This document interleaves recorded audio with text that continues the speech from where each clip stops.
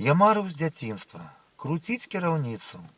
Я бачыў падлеткам шафёрскія сны, што еду далёка ў чужую зямліцу, дзе дзед мой і бацька зусім не былі.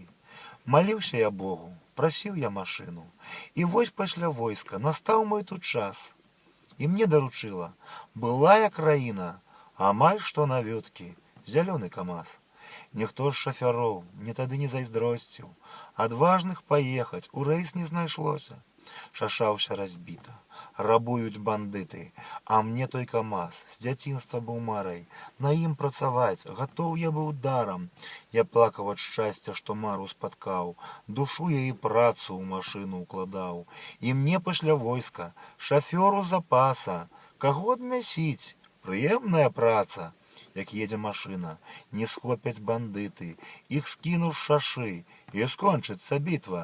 Галоўнае мне нідзе не псавацца, не браць пасажыраў і сну не паддацца. У дарозе я меў шмат розных выпадкаў, я мерз, галадаў, бывала і плакаў. Аднойчы марозам згарэла кабіна, я жыць не хацеў, тушыў я машыну.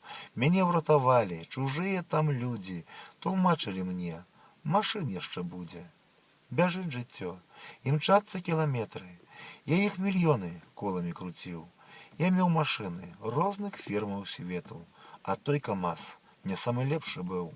Як толькі транслюе Дакар тэлевізар, гляджу са слязьмі і бачу камаз, сябе адчуваю за той кіраўніцай і ціснуў полік, нагой я на газ.